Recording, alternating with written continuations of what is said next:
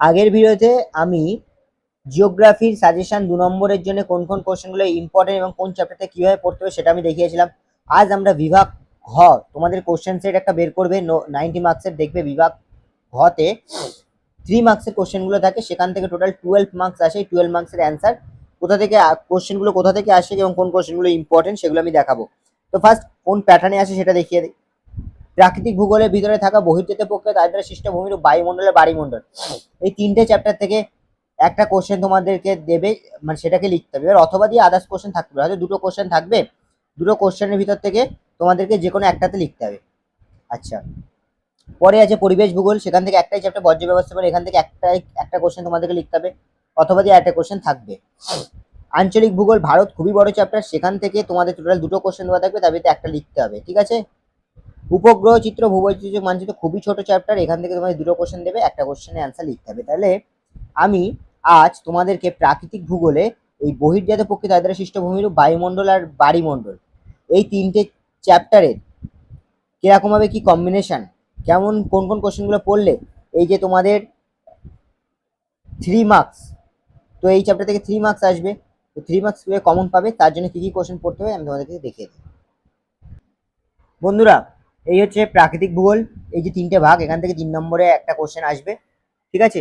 দেখো, পড়তে হবে এমন ভাবে যেন পড়া কম হয় কিন্তু নম্বর যেন পাওয়া যায়, ঠিক আছে। 3 মার্কসে কোন কোন কোশ্চেনগুলো ইম্পর্টেন্ট আমি দেখিয়ে দিই এক নজরে তোমাদেরকে। তো ফার্স্ট আমাদের আছে বহির্জাত প্রকৃতি তার দ্বারা সৃষ্ট ভূমিরূপ, 3 মার্কসের সাজেশন। ফার্স্ট কোশ্চেন হচ্ছে অবরোহণ ও আরোহণের পার্থক্য, নদীর বহন কার্যে 3টি প্রক্রিয়া সংক্ষেপে আলোচনা করো। কি কি ভাবে জলপ্রপাত গঠিত হতে পারে, জলপ্রপাত পশ্চাৎপসরণ করে কেন, বা জলপ্রপাত নদীর উৎসের দিকে সরে যায় কেন, একই কোশ্চেন। নদীর মোহনায় বদ্বীপ কেন গড়ে ওঠে ব্যাখ্যা করো। উপনদী ও শাখা নদীর পার্থক্য, উদাহরণ সহ হিমবাহের শ্রেণীবিভাগ করো। পৃথিবীর সকল স্থানে হিমরেখা একই উচ্চতায় থাকে না কেন। নদী উপত্যকা ও হিমবাহ উপত্যকার আকৃতির পার্থক্য কি রূপ হয় এবং কেন তা ব্যাখ্যা করো।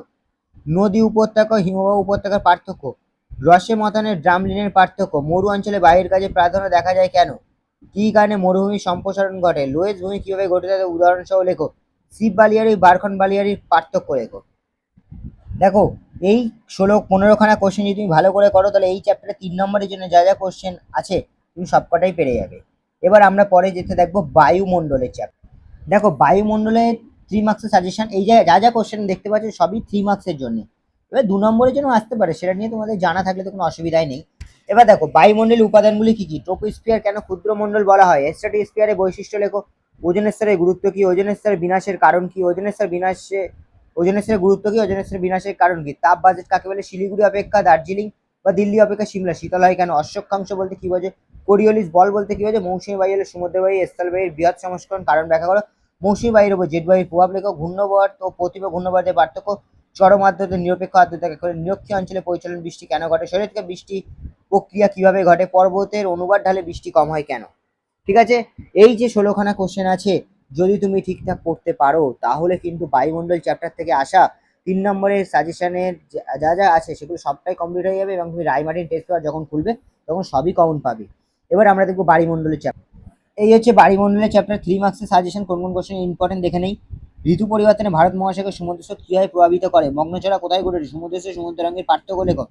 মুখ্য গৌণ জোয়ার কি, কোন স্থানে জোয়ার ভাটার মধ্যে সময় রয়েছে 6 ঘন্টার বেশি কেন, পূর্ণিমা অপেক্ষা অমাবস্যায় ভরা কোটাল তেজি হয় কেন, অ্যাপোজিও পেরিজি জোয়ার কাকে বলে, ভরা কোটাল ও মরা কোটালের পার্থক্য, জোয়ার ভাটা সুফল লেখো, জোয়ার ভাটা সৃষ্টির কারণ কি। এই 10টা কোশ্চেন যদি তুমি করতে পারো বাড়িমণ্ডল থেকে আসা কোনো কোশ্চেনে তোমাদের আর কোনো রকম কিছু সমস্যা হবে না। তো বন্ধুরা, আজকে ভিডিওটা এই পর্যন্তই। আজকে যে বহির্জাত প্রক্রিয়া তার দ্বারা সৃষ্ট ভূমিরূপ, বায়ুমণ্ডল ও বাড়িমণ্ডল, এই যে 3খানা চ্যাপ্টারের আমি 3 নম্বরের সাজেশন তোমাদেরকে বানিয়ে দিলাম, যদি তোমরা এইগুলো টোটালি করতে পারো তাহলে কিন্তু তোমাদের টেস্ট পেপার বলো, মধ্যশিক্ষা পর্ষদের যে টেস্ট পেপার সেটা বলো, এবিটিএ ডব্লিউবিটিএ এবং রায়োমার্টিন, তোমাদের আর কোনো রকম কিছু সমস্যা হবে না, এমনকি তোমাদের এক্সামেও কোনো রকম কিছু সমস্যা হবে না।